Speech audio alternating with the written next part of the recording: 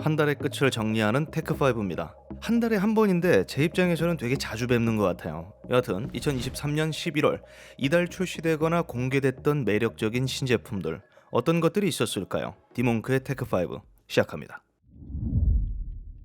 내부가 훤히 들여다보이는 투명한 엑스박스 컨트롤러. 첫 번째 주인공 하이퍼엑스 클러치 글래디에이트 RGB입니다.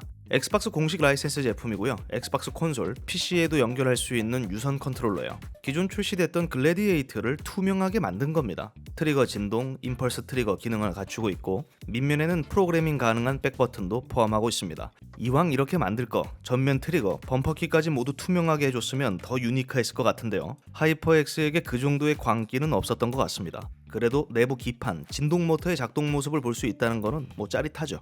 꽤 이전에도 이와 비슷한 엑스박스 투명 컨트롤러들이 있었는데 이 녀석은 그 친구들과 조금 다른 점이 있어요. LED 개수가 더 많습니다. 총 6개, 그리고 3가지 조명 패턴과 7가지 컬러 설정이 가능하죠. 이게 가장 큰 강점이에요. RGB LED를 선호하지 않는 게이머들은 이해할 수 없겠지만 요게 수요가 좀 있습니다. 사는 사람이 있어요.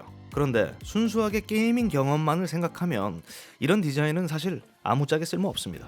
게다가 이 투명함을 위해서 러버 그립이나 텍스처 패턴도 들어가지 않았기 때문에 그립감도 큰 기대하지 않는 게 좋습니다. 거의 장식용 컨트롤러다. 하지만 그럼에도 이게 만약 무선을 지원했다면 솔직히 저는 구매를 고민했을 것 같아요. 봐요. 이렇게 수요가 있다니까? 가격은 약 $45, 하나로 약 58,000원입니다. RGB 덕분에 가격은 불투명해졌네요. 두 번째로 제가 소개할 제품은 마이크입니다. 스틸 시리즈가 이번에 콘덴서 마이크를 새로 내놨어요. 엘리아스, AI 노이즈 캔슬링 기술이 포함된 마이크입니다. 그런데 이것도 2가지 모델이 있어요. 일반 모델과 프로 모델. 사양은 큰 차이 없는데 프로 모델이 XLR 방식이에요. 스트림 믹서까지 포함하고 있고요. 일반 모델은 USB 연결이기 때문에 범용성은 좀 떨어집니다. 대신 RGB 다운라이트가 특징인 스탠드를 제공하고요.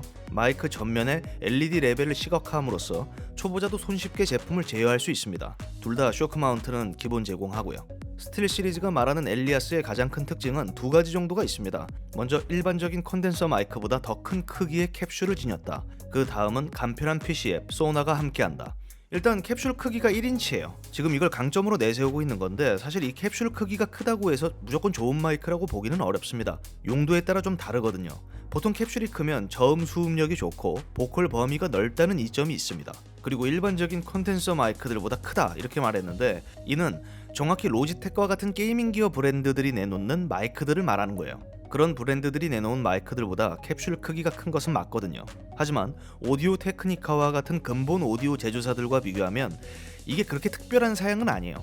하지만 기성 오디오 브랜드에서는 경험할 수 없는 특별한 아이템이 포함되어 있죠. 아까 말씀드린 소나입니다. 소나는 기존 스틸 시리즈 소프트웨어 GG에 포함되어 있는 옵션이었는데 이번에 마이크를 내놓으면서 추가적인 업데이트가 이뤄진 겁니다. 스트리머를 위한 업데이트가 있었어요. 결론적으로 손쉽게 여러 오디오들과 마이크를 제어할 수 있는 툴이에요.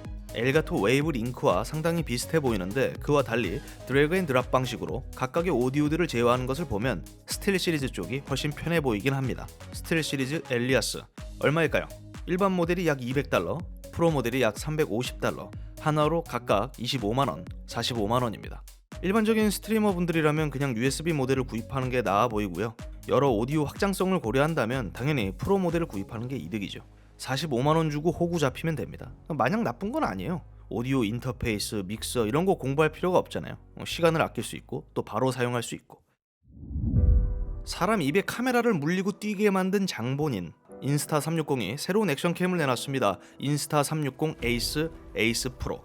콘덴서 마이크는 몰라도 카메라는 보통 프로가 옳습니다. 때문에 프로 모델 기준으로 설명할게요. 참고로 가격 차이는 10만원입니다. 프로 모델이 센서 크기도 더 크고 라이카 렌즈를 적용했어요. 저는 이 제품을 이렇게 요약하고 싶습니다. 그뿐만이 아니다. 욕심이 아주 많은 제품이거든요. 먼저 약 4,800만 화소 1.3분의 1인치 시모스 센서가 탑재됐습니다. 아직도 1인치를 달성하지 못한 것은 아쉽지만 액션캠 치고는 센서 크기가 굉장히 큰 편이에요. DJI 오즈모 액션4와 같죠. 렌즈는 35mm 환산 16mm, 조리개 f2.6으로 생각보다 밝진 않지만 준수한 편입니다. 최대 4K 120프레임 슬로우 촬영이 가능합니다. 그건 다른 것도 가능한 거 아니냐? 그럼 이건 어떨까요? 이 친구는 비록 24프레임이지만 8K 동영상을 기록할 수 있어요. 그뿐만이 아닙니다. 후면 2.4인치 디스플레이는 플립형으로 설계됐어요. 화면도 큰데 뒤집혀요. 그뿐만이 아닙니다. 고프로는 죽어도 적용시키지 않고 있는 마그네틱 마운트 시스템을 도입했습니다. 그래서 손쉽게 제품을 뜯어내고 부착시킬 수 있죠. 그뿐만이 아닙니다. AI 어시스턴트도 포함됐어요. 그저 알아서 좋은 이미지, 하이라이트 영상을 선별해 주는 걸로 끝나지 않습니다. 촬영한 결과물에 여러 AI 이펙트를 적용시킬 수 있어요. 누구나 손쉽게. 그뿐만이 아닙니다. 최대 10m 기본 방수, 25도의 실내 환경에서 4K 30프레임 기준, 연속 녹화 시간은 약 100분입니다. 22분 만에 80%를 충족하는 고속 충전도 지원하고요. 그리고 360도 수평 잠금, 흔들림 방지 이런 건 당연히 포함되어 있습니다. 이거 없으면 이제 액션캠 취급 못 받죠. 정리하면 고프로와 DJI 오즈모의 장점들을 다 가져온 거예요. 거의 다. 그리고 그 이상을 하고 있는 거죠. 제가 지금 역대급으로 테크5에서 좋은 말을 해주고 있는 것 같아요. 그만큼 제게는 호감이 가는 제품이라는 건데 이쯤 되면 또 이거 광고 아니냐 의심하실 분이 분명 계실 거예요. 광고 아니면 슈퍼챗 쏘실 거예요? 아니잖아요. 가만히 계십시오. 광고 아닙니다. 고프로, DJI 두 브랜드의 제품들처럼 이 친구는 로그 촬영을 지원하지 않아요. 10비트도 지원하지 않습니다. 8비트예요. 그리고 제품도 상대적으로 더 무거워요. 약 180g, 154g의 고프로 12, 145g의 오즈모 액션 4보다 훨씬 무겁죠. 그럼에도 매력적으로 보이는 겁니다. 제가 탐내는 에이스 프로 얼마일까요? 약 450달러, 국내 출시 가격은 약 60만 원입니다. 가격은 독인 객인이에요. 큰 차이 없어요. 이상 그뿐만이 아닌 액션캠이었습니다. 고해상도의 밝고 넓은 세격, 높은 주사율을 갖고 있으면서 G싱크, 프리싱크를 지원하는 모니터. 사실 모든 사람들이 그런 모니터를 찾지 않습니다. 그죠? 오히려 그런 소비자보다 그저 내 공간에 잘 어울리는 대충 쓸만한 모니터를 찾는 소비자들이 더 많을 거예요. 그렇다고 해주세요. 그래야 말을 이어가니까. 그래서 에이수스가 그런 소비자들을 위한 모니터를 내놨습니다. VU249CFE. 이렇게 읽는 게 맞나? 깔끔하고 예쁜 후면, 아주 감각적인 디자인의 특징인 24인치 IPS FHD 모니터입니다. 평균 밝기는 250니트, 응답 속도는 1ms MPRT. 또 장난을... GTG 아닙니다. 그리고 최대 주사율은 100Hz.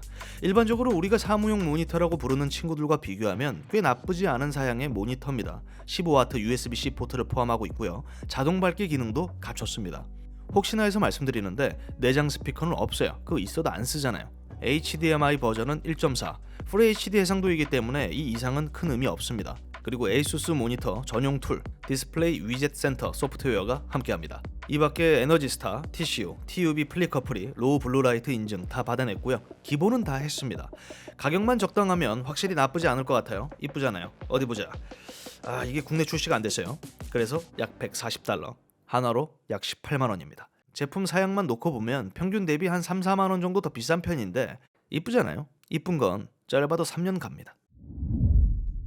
에이수스가 하면 나도 한다. 따라쟁이 레노버도 굉장히 비슷한 모니터를 내놨어요. L시리즈 24. 이것도 FHD IPS 모니터입니다. 250니트의 밝기, 주사율도 100Hz로 똑같아요. 같은 디스플레이 패널이 사용된 것으로 추정됩니다. 그런데 여기는 정확하게 4ms의 응답 속도를 갖고 있다고 말하고 있어요. GTG라고 써놓진 않았지만 MPRT로 구겨 넣은 것보단 훨씬 바람직합니다. 아까 그 에이수스 모니터하고 비교하면은 이 친구도 꽤나 예뻐요. 차이점이 있다면 레노버는 화이트 모델 하나만 만들었습니다. 대신 사용할 수 있는 USB 포트가 더 많아요. 타입C는 최대 75W PD 충전을 지원하고요. 내장 스피커도 포함됐습니다. 그리고 스탠드 전면에는 휴대폰을 거치할 수 있도록 또 설계해줬어요. 레노버 웹캠 LC50을 또 완벽하게 호환하고요. 개인적으로 디자인은 에이수스 쪽에 손을 들어주고 싶긴 한데 실용성을 따지면 이 친구가 확실히 나아 보입니다. 아마존 기준 14,000루피, 하나로 약 21만원에 판매됩니다. 실용적인 만큼 예상보다 가격이 나가네요. 가볍게 쓰기 좋아 보입니다.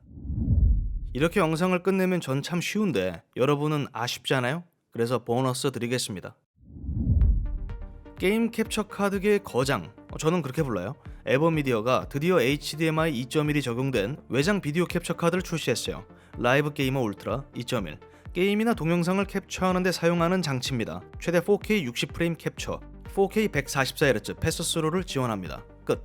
일반 소비자를 겨냥하고 있는 외장 캡처 카드 중에서는 이 정도 사양 갖춘 제품 정말 드뭅니다. 물론 이전에 에버미디어가 볼트라는 장치를 내놨었는데 그게 사양은 더 높아요. 그런데 썬더볼트 규격을 사용했기 때문에 굉장히 제한적인 연결성을 갖고 있었죠. 그래서 제품명이 볼트였던 겁니다. 반면 이번 울트라 2.1은 USB 3.2 젠2만으로 연결할 수 있어요. 그래서 더 많은 사용자들이 사용할 수 있는 캡처 카드인 거죠. 대신 볼트와는 달리 4K 60프레임 HDR 캡처는 불가능합니다. HDR을 포기하셔야 돼요. 썬더볼트가 아니니까 어쩔 수 없는 거죠. 제품 가격은 약 40만원, 볼트보다 약 10만원 더 저렴합니다. 참고로 저는 이전 모델들 다 쓰고 있습니다. 내장형, 외장형. 엘가토 제품도 쓰고 있어요. 카메라 사용하시는 분들 2405 렌즈 어떻게 생각하세요? 저는 좋게 생각합니다. 어떤 브랜드든 2405 렌즈는 표준이잖아요. 전천후 줌 렌즈, 심지어 흔들림 보정, IS도 갖췄고 또 캐논 경우에는 100마일과 더불어 100만원 미만으로 건질 수 있는 빨강이었어요. 발음 주의하세요. 빨강이 L렌즈였습니다. 그런데 캐논이 새로운 2405 렌즈를 내놨어요. 그것도 조리개 f2.8에 밝은 2405입니다. 흔들림 보정 기능까지 모두 갖춘 진짜 진정한 L렌즈가 됐습니다. 찐 빨강이. RF 렌즈입니다. EF 아니에요.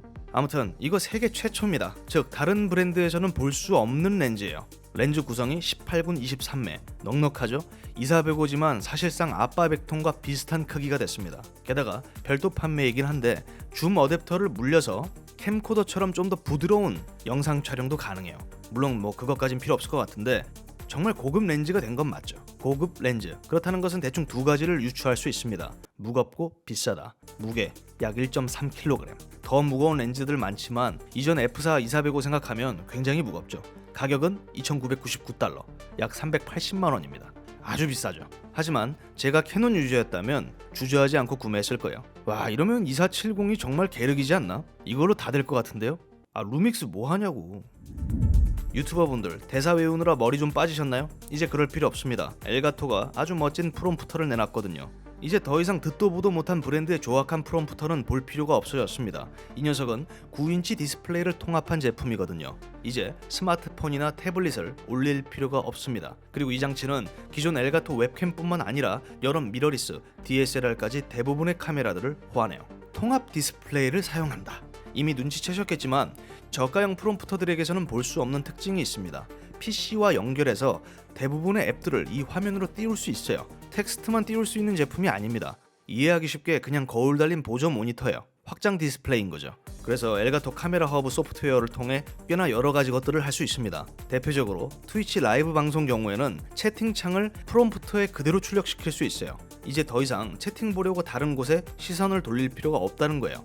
제품 가격이 약 280달러, 하나로 약 36만원입니다. 비싸서 놀라셨나요? 근데 이쪽 시장을 잘 아신다면 그렇게 생각하실 수 없어요.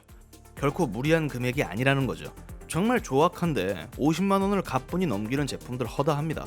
그런 의미에서 엘가토의 이런 행보는 저는 매우 긍정적으로 생각해요. 말도 안 되는 품질의 제품을 그저 영상 장비라고 해서 비싸게 파는 곳들은 망하는 게 맞다고 봅니다.